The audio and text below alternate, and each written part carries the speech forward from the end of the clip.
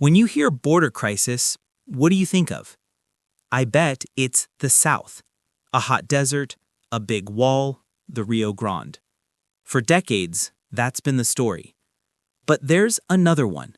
A forgotten border. Over 5,000 miles long.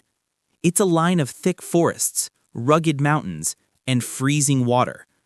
And that border has become a highway for a new kind of threat. This is the story of America's other border crisis, the one happening right in the open along the longest undefended border in the world.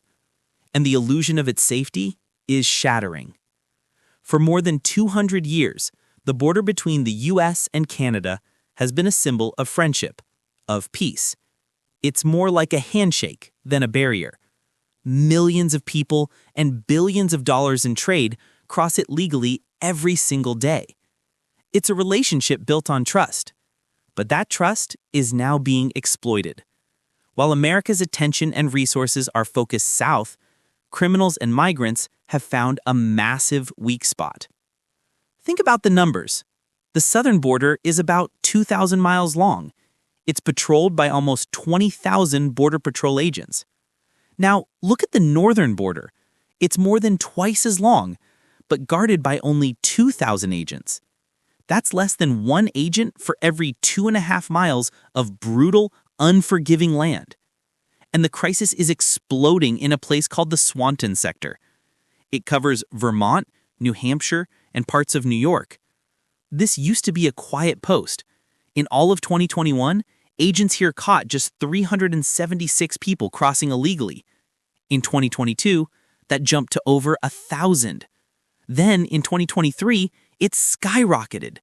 Apprehensions soared to nearly 7,000. That's nearly a 2,000% increase in just 2 years. More people were caught in that 1 year than in the last 10 years combined. This isn't a trickle, it's a flood. So who are these people, and why are they choosing such a dangerous route? Well, for many, the journey starts with a simple plane ticket. They're from countries like Mexico, where you don't need a visa to fly to Canada. They land in Toronto or Montreal and connect with smuggling networks. These smugglers promise an easier, safer way into the United States, away from the cartels of the southern border. They charge thousands of dollars for what they call a quiet walk across a field into America. But it's a lie. They're told it's easy, a simple walk. Smugglers drop them on a dark road in Canada, point south, and just say, walk. They have no idea what they're walking into. They're wearing sneakers and light jackets, totally unprepared for a blizzard in the mountains or for sub-zero temperatures. The reality is a gamble with death.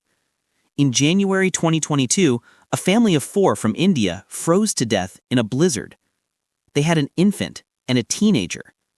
They were just feet from the U.S. border. In 2023, 2 more families drowned trying to cross the St. Lawrence River. These aren't just numbers. These are families lured by a false promise and then lost to the brutal northern wilderness.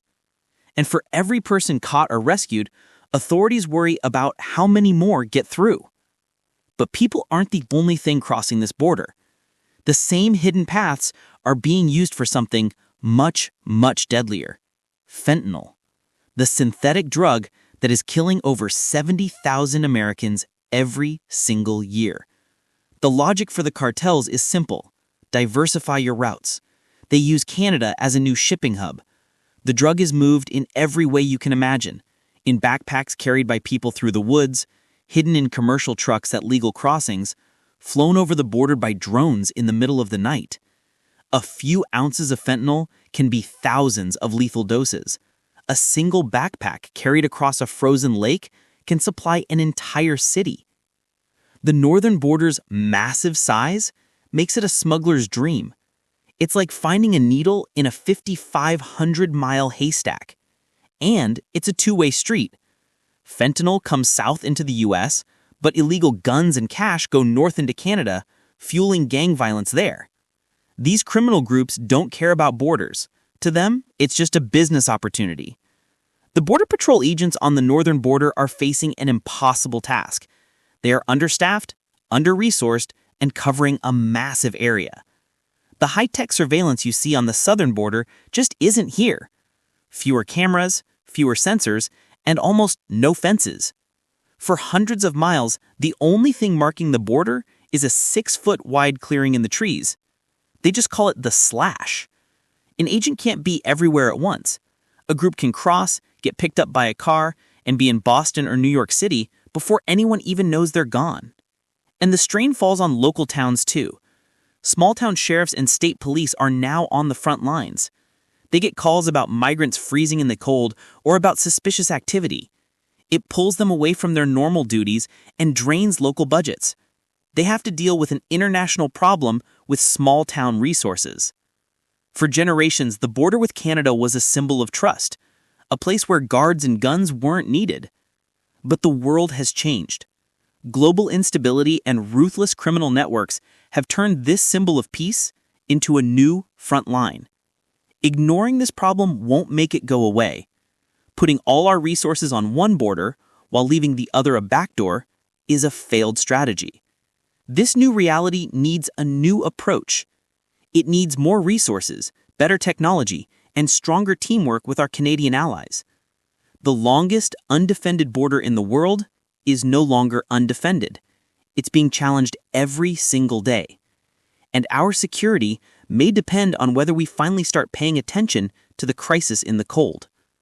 The issues facing our borders are complex, and they're always changing. Understanding the whole picture is the first step. If you learned something new from this video and want to see more deep dives into the stories that matter, please hit that subscribe button and turn on notifications so you never miss an upload. What are your thoughts on this? Let us know in the comments below. Thanks for watching.